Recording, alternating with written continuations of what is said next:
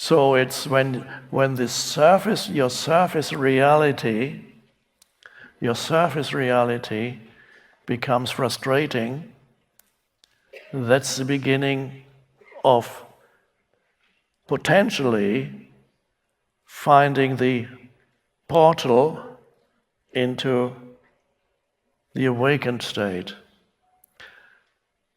But when your surface reality is relatively pleasant, by the way, it doesn't stay like that, but for the time being, let's say it's relatively pleasant, you're not really motivated into finding the deeper essence of who you are, because why not let's fly to Paris.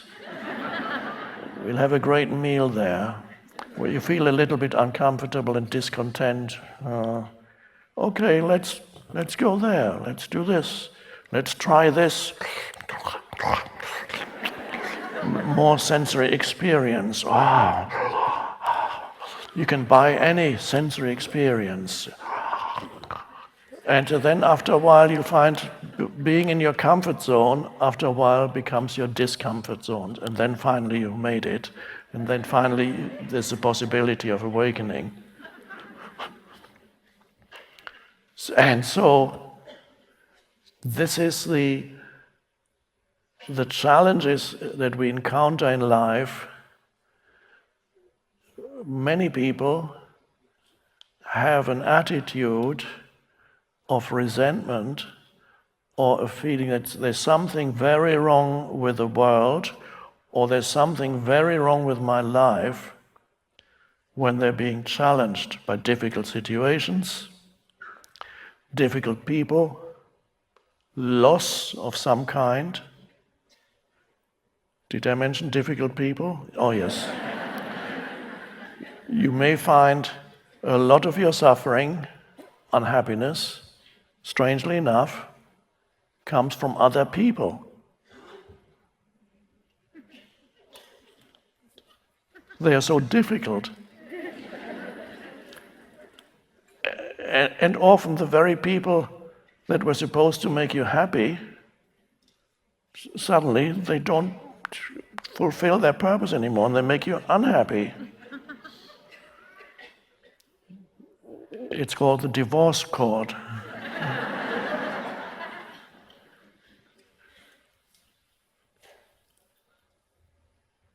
And there's an implied belief that this shouldn't be happening. Life should unfold beautifully without all that stuff going wrong. And to some extent, yes. To some extent, especially as you live more consciously and no longer totally in the grip of ego, you're beginning to awaken, there's an awareness, you no longer create unnecessary suffering in your mind through reactivity, you're able to drop the unnecessary baggage of creating narratives and creating your own suffering through your narratives, you let go of that, so it's a huge chunks of suffering begin to fall away. But challenges still come.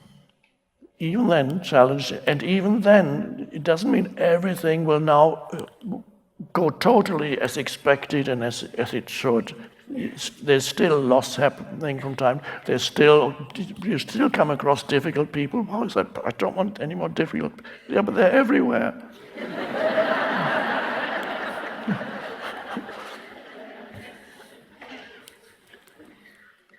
As the famous French philosopher said, hell is other people.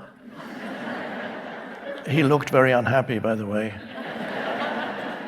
Well, the only photo I ever saw of him, he looked unhappy, so I don't know. Jean-Paul Sartre.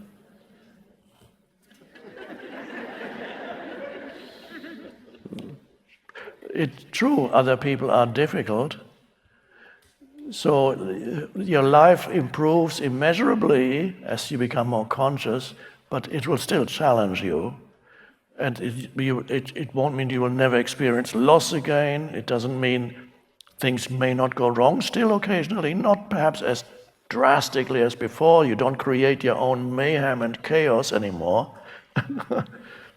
But challenges, yes, different kinds of challenges come. And if you no longer complain that a challenge shouldn't exist, difficulties shouldn't exist, obstacles shouldn't exist, things should not be cancelled, they shouldn't go wrong. If you drop that expectation, then it's actually fine. But be careful that if you still have an unspoken assumption that there's something wrong when challenges happen, that would draw you back into unhappiness. There's nothing wrong when challenges happen. We grow through them.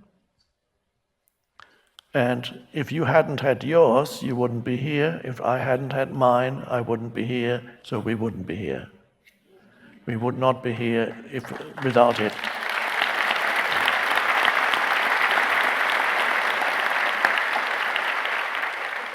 And so retrospectively, we can actually be grateful for the suffering that we've had, retrospectively.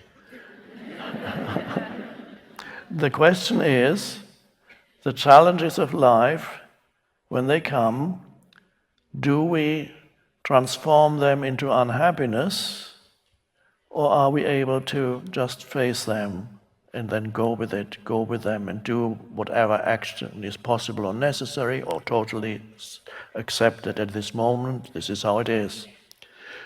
So when you live more consciously, you no longer convert the difficulties of life, the inevitable difficulties and challenges of life, you no longer convert them into unhappiness, which means they don't contribute anymore to your unhappy person identity. You're no longer becoming a more unhappy person.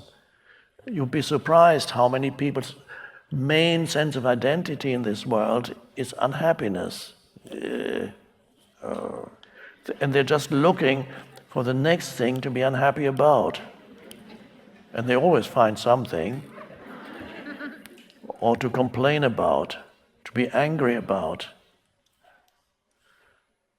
There's an expression that then you become a grievance looking for a cause. And of course, you always find the causes. So, important thing then to realize that I'm sure there are some of you who have carried the burden of a very unhappy self for many years, and perhaps you're just beginning to step out of it, you're just perhaps beginning to transcend it, and there are still millions in this world who carry the burden of an unhappy narrative in their minds, unhappy self. And that means you think about then my life. Why did it come to this? Why didn't my expectations that I had when I was 20, why didn't they work out? Why did my marriage collapse? Why did I lose that job? Why did I succeed and made millions and then lost them? Why? Why did I work for nothing for 15 years and then the whole thing that I built up collapsed? Why? So dreadful, dreadful. All this begins to dissolve because you realize you're unconsciously creating suffering and strengthening the egoic personality through that. And then my life then is just memories. And you begin to realize, as I sometimes put it, or people find it a little weird, when I say, my life isn't a correct way of putting it, because you don't have a life. You don't have a life. Because if you have a life, there's you and life. How can you be separate from life? So, if you don't have a life, one could even say you can't even lose your life. You can only lose something that you have, but you are life, you don't have a life. I am life and consciousness are synonymous.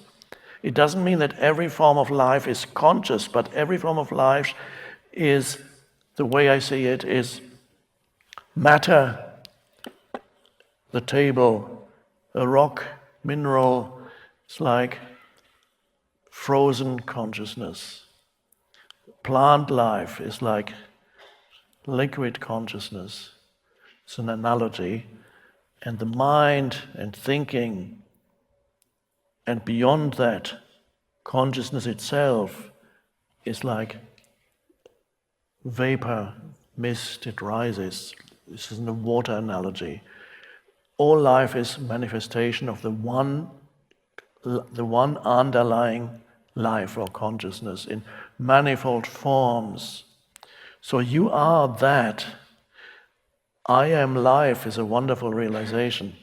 I am consciousness. I don't have a life. Yes, I have a history, but the history is not my life.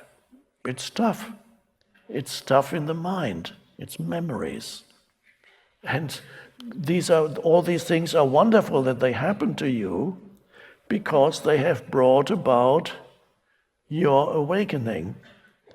They all make sense if you now look back on all the things that happened, including, and not only including, but especially the so-called bad things. They brought you to this point. They pushed you into awakening.